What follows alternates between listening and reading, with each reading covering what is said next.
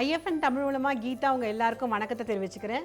இன்றைக்கி நான் வகை வகையாக என்ன பண்ண போகிறேங்கிறத பார்க்கறதுக்கு முன்னாடி நீங்கள் என்ன பண்ணணும், முன்னாடி பெல் ஐக்கானை ப்ரெஸ் பண்ணணும். IFN தமிழோட பெல் ஐக்கானை ப்ரெஸ் பண்ணால் தான் என்னோடய நோட்டிஃபிகேஷன்ஸ்லாம் வரும். இப்போ நம்ம என்ன பண்ண போகிறோம், ரவா கிச்சடி பண்ண போகிறோம். பார்க்கலாமா?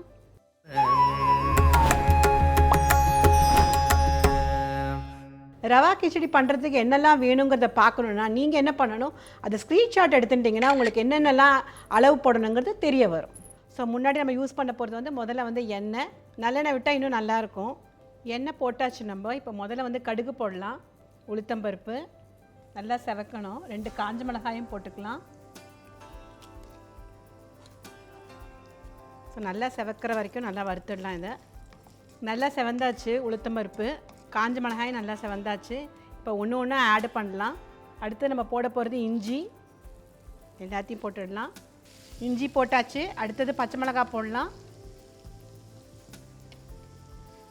அடுத்தது பெருங்காயம், கொஞ்சம் அந்த வாசனை வரட்டும், அது வரைக்கும் வெயிட் பண்ணலாம். இப்போ நம்ம அடுத்தது ஒன்று ஒன்றா போட ஆரம்பிக்கலாம். கருவேப்பிலை தலைமுடிக்கு ரொம்ப நல்லது. அடுத்தது பச்சை பட்டாணி போட்டுடலாம். கரிகாய் ரொம்ப நல்லது உடம்புக்கு, அதனால் எல்லா பட்டாணியுமே போட்டுவிடுறேன். அடுத்தது கேரட்டு, இன்னும் கூட சின்னதாக கூட நறுக்கி வச்சுக்கலாம், இன்னும் வாயில் அம்பிடாமல் இருக்கும். அடுத்தது பீன்ஸு, அடுத்தது தக்காளி போடலாம். கரிகாய் எவ்வளோ போடுறோமோ அவ்வளோ உடம்புக்கு நல்லது, அதுவும் சீசன் இருக்கச்சு இன்னும் எல்லா கரிகாயும் போடலாம் நீங்கள். அடுத்தது உருளைக்கிழங்கு, பூண்டு கூட போடலாம் உங்களுக்கு பிடிச்சதுன்னா. வெள்ளை வெங்காயம் போடலாம். அடுத்தது குடமிளகாய் ஆட் பண்ண போகிறேன். ஸோ எல்லா கறிகாயுமே போட்டாச்சு. எல்லாத்தையும் நல்லா கிளறுவோம். எல்லா கறிகாயும் போட்டாச்சு. கொஞ்சம் வதங்கணும், அதனால தான் ஒரு 5 நிமிஷம் வதங்கட்டும். அப்புறமா நம்ம தண்ணி விட்டுடலாம்.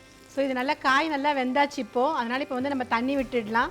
தண்ணி நான் 1/2 கப்பு தான் இப்போ ரவை போட போகிறேன். ஸோ 1/2 கப்புக்கு 2 கப்பு தண்ணி விடலாம். ஸோ நான் 2 கப்பு தண்ணி விட போகிறேன். ஸோ தண்ணி நல்லா கொதிக்கணும் இப்போது.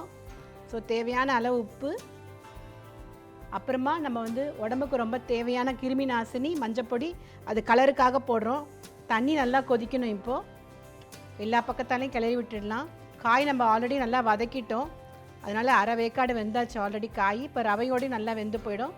தண்ணி நல்லா கொதிச்சாச்சு பாருங்கள். இப்போ நம்ம ரவையை இதோட ஆட் பண்ணிடலாம்.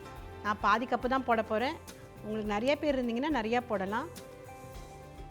நல்லா கைவிடாமல் கிளறியாச்சு. இப்போ ஒரு 5 நிமிஷம் மூடி வைக்கலாம். அப்போ தான் இன்னும் கொஞ்சம் நல்லா அந்த வேகாத காயெல்லாமும் நல்லா வெந்து போயிடும். ஒரு 5 நிமிஷம் வெயிட் பண்ணலாம். ஸோ 5 நிமிஷம் ஆயாச்சு. பார்க்கலாம் எப்படி ஆயிருக்குன்ட்டு. நல்லா கமகமன்னு ரவா கிச்சடி ரெடி ஆயாச்சு. இதுக்கு ட்ரெஸ்ஸிங்க்கு நம்ம கொத்தமல்லி தூவ போகிறோம். ஸோ கொஞ்சம் நெய்யும் போடலாம். ரவா கிச்சடி ரெடி ஆயாச்சு. இது உங்களுக்கு ரொம்ப பிடிச்சிருந்ததுன்னா நீங்கள் என்ன பண்ணணும், IFN தமிழுக்கு லைக் பண்ணணும், ஷேர் பண்ணணும், மறக்காமல் கமெண்ட்டும் பண்ணணும்.